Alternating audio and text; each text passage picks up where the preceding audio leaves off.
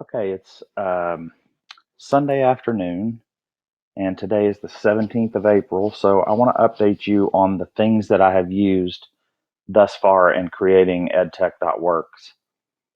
Notice the image. That's probably the one thing that I actually used a paid program for. Everything else that I've used has been either free with limited or completely free. And I'll talk about that with limited in just a second. So the edtech.works, I used a Creative Commons image and I put the text on top of it. And I used Photoshop to put the text on top and to get it the size that I wanted. There are a lot of, probably a lot of tools that I could have used online, but because I have access to Photoshop, that's just what I used and what I'm comfortable with. And so for the screencast software that I used, I'm using Chrome as my browser, and there is Screencastify is a screen video recorder. It's a an app for Chrome, or an extension. Sorry, an extension for Chrome, and you can see that I've added it to Chrome, and it's this little button right here, and it will let you turn your webcam on and embed it within a screencast. Or you can not have the webcam on. As you notice on any of my videos, I've not had the webcam on. So the other thing that I did, what I'm using for like a title slide for my videos is I'm just using literally Google Slides. And so I've just created a different slide. And so I start the video with the presentation from that slide. The website itself was created using Google Sites, as you can probably tell, as it says here at the bottom, powered by Google Sites. And let's see, what else? Screencastify will send your videos directly to YouTube. So over here, if I go to my YouTube videos on this Google account, you can see there are the first three. But additionally, Screencastify will allow me to save those actually in Screencastify. And they have some very limited editing. Like, I went ahead and paid for the upgrade because it has a trim on the so that you can trim or crop your video. I really like that. It's $25 one-time fee. Sorry, 25 euro one-time fee, which is around between 25 and $30.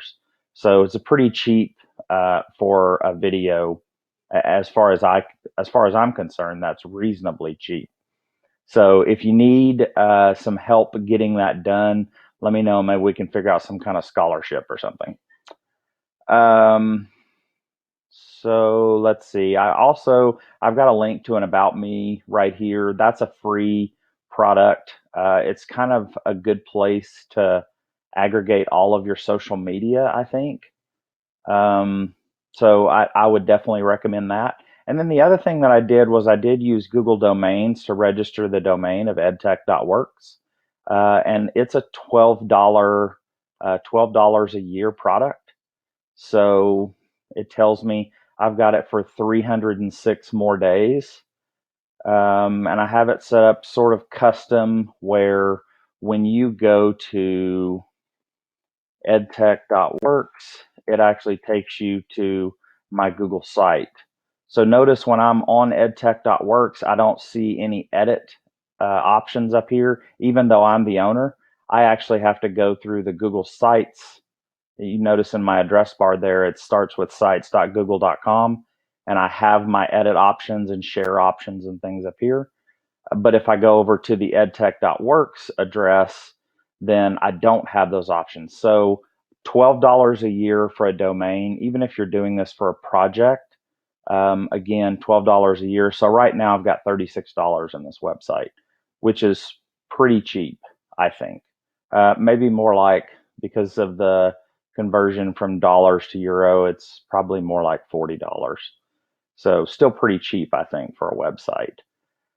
And those are the main tools. I do have a Pinterest page here um, that I've. It's really just a link to Pinterest. It opens in a new window, And so it's an educational technology board. I've been working on getting this embedded because I prefer to embed things rather than linking. But right now, there seems to be a no iframe. There's a frame blocker on Pinterest, and without getting into the technical part of it, it's not allowing me to embed my board on here. So I'm still doing a little searching on that so that I can figure that out. Um, but all Google products, everything that I've used, I have seen people use a Google site as a presentation piece, and that's actually what I did on this page right here. I gave a presentation about Google, and I used this one page.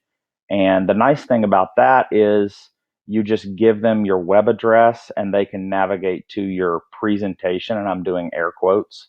I should have had my webcam up. I apologize for that. But there's links to everything uh, that I've used, and some really nice things that you can use as far as calendars go, some how-tos on Drive, and I'm gonna work pretty hard on getting a good resource for Drive on here. So that is what I've done so far. I think the next thing that I'll make a video on is I'm going to talk to you just real briefly about scripts. So we will talk to you in the next video.